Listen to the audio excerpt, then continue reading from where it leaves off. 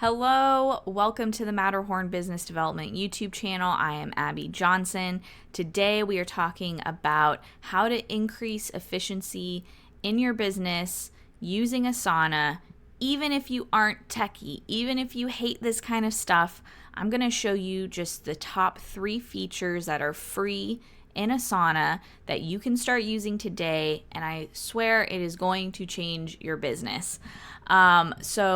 Again, welcome to our channel. We talk about all things growing your business, managing your business, being profitable in business. So if you haven't yet, please subscribe for more videos to help you grow and be prosperous. So today, again, I'm going to talk about just 3 quick features. So let's just get into it. I'm going to do super fast overview. I'm not going to get super technical, deep dive into Asana. I'm sure there are other videos out there. I've even made other videos like that.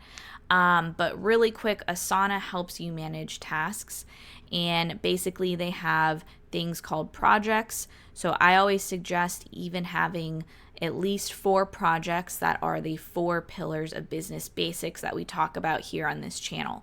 So those pillars are marketing, sales, management, and then something delivery, the delivery of your product or service. You can call it delivery, production, whatever you want.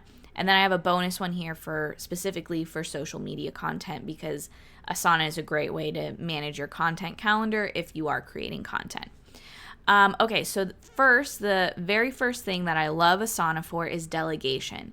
Now, you can use Asana even if you're a one-man band, one-woman show.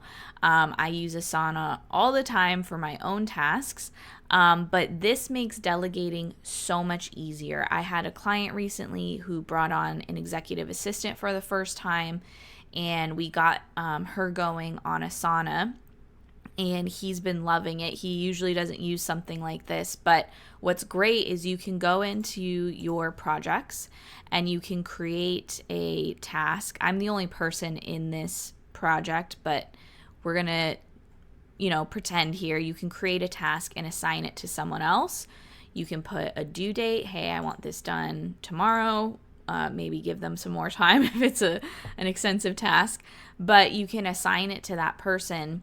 And then when they log in their My Tasks area, they're going to get to see what their tasks are and when they are due.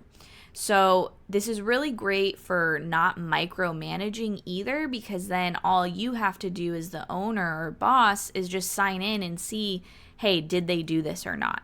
Instead of constantly checking in and maybe overwhelming the person or making the person feel like you don't trust them, because no one likes to be micromanaged. All you have to do is log into Asana and see if it's done or not. This is what it looks like if it's done. This is what it looks like if it's not done.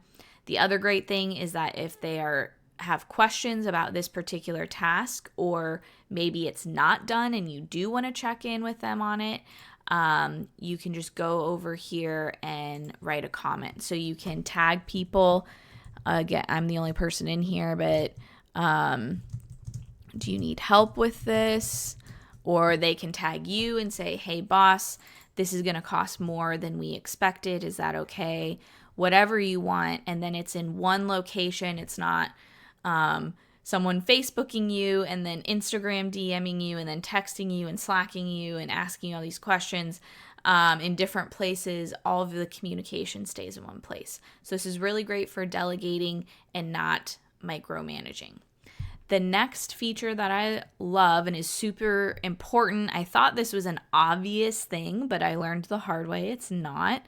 That is the due date feature. I highly encourage you use this, and you use it in an efficient way, I will say. So I once had someone start using Asana, and he put in all of his employees' tasks, but then what he did was, he assigned everything to the right person, and then he just put these tasks at the end of the month. So he just said, hey, I want you to finish this by the end of the month. And then what happened was he started getting frustrated that the tasks weren't getting done. It's May 16th and no one has done any of these tasks. Well, the reason is because you put the due date as May 31st. If you put the due date as May 31st, people probably aren't going to do it until May 30th. That's just human nature. So then what ends up happening, and I see this even outside of Asana, is the boss or the leader or owner gets frustrated that something isn't getting done, but they themselves didn't properly set expectations or explain when they needed or wanted that thing done. So if you want the ad agency to be hired sooner, then you need to put when you want that. Researching the ad agency comes before hiring them. So that probably needs to get done, by the end of this week. So use this feature because it will automatically set expectations for your employees. They'll understand when you want things done, and hopefully they will be able to plan accordingly. If you give due dates and they still are missing all of the due dates, that's a different conversation. Either you are asking something that is unrealistic, which I doubt, or they just can't perform and make the due date, and that's a whole nother thing. But please use the due date feature and use it correctly. Use it in a way that actually gets people to do the work when you want the work done. Okay, the last third feature I'm going to talk about is my favorite, maybe not my favorite, one of my favorites, and that is the recurring tasks. So as a business owner, you are responsible for everything over here. You've got a lot going on in your head. And I know for me, when I moved from being an employee to being a business owner, I started forgetting to do things, even simple things like running payroll to pay myself, which is so silly, and you would think that I would remember to pay myself, but there was so much going on in my brain that I would forget these little things that I needed to do. And I'm sure it's the same for you. So instead of trying to just remember really hard or put a sticky note on your forehead or write it on your arm or whatever, Asana has this really cool feature called recurring tasks. So for example, run payroll. We'll start over here and I'll show you how it works. So you select the date, let's say Fridays, and then you set to repeat. So every Friday I run payroll. And then what happens is when you check this off as being done for this week, you'll see it's going to automatically create a task for next Friday. So what I love about this is I have Asana open on my computer at all times, and I just go to my tasks. I look at, okay, it's Friday. What do I need to do on Friday? And I don't have to think and even take those 10 seconds of figuring out what to work on next can waste time. So I just know by looking my Asana, my recurring tasks are there. And of course, other tasks I've assigned myself or planned out are there. And this way I don't forget anything. So some more examples of this is I have my profit first transfers on here, so I don't forget to do that ever. I have for marketing, I have our newsletters on there. I send out newsletters weekly, so I put that on here. So these are these repeat tasks, and now I never forget to do them. And obviously this can carry over to your employees too. You can set them a repeating task if they're supposed to gather a financial report for you every week. You can put that on here. So I love that feature. Highly recommend that as well. Those are my top 3 non-techy, non-complicated features for Asana. These are all in the free plan too, which is really great. Asana has some crazy other awesome features, but you probably don't need them.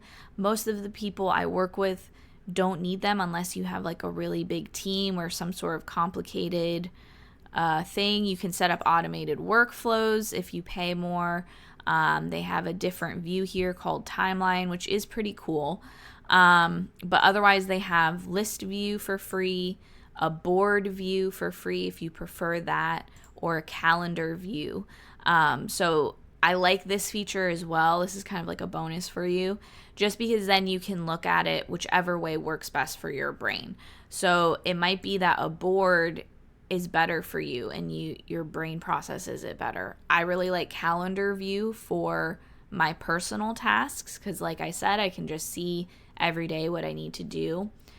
For extensive projects, I'm more of a list person, but you have options even in the free version. So I encourage you to check this out, even if you aren't normally a techie person, because honestly, without this software, without any software, I don't know how to execute these same things without it all being like having a calendar hanging in your office where you write tasks on due dates or something. So I really recommend you check this out. And I'd also like for you to check out our program, Adventure to Profit. This is an online course and community with different tiers of coaching depending on the one you pick.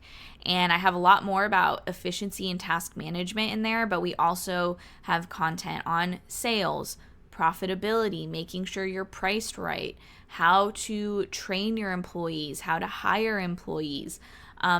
I feel like it's pretty extensive for anything you need to grow your business and make sure you're profitable while doing so. So check out Adventure to Profit below. And then finally, I also recommend our channel sponsors, MetaPulse. They have everything you need for growth management in your business. So this is what I use, and I use with all of my clients to manage statistics and KPIs, manage org charts, manage your knowledge, your policies, your trainings for your team. They really have everything you need to manage your team and the growth of it. So check them out. You can get a free trial right now. Actually, you don't start paying until you start using it, basically. So definitely recommend MetaPulse, and I hope to see you in our next video. Bye.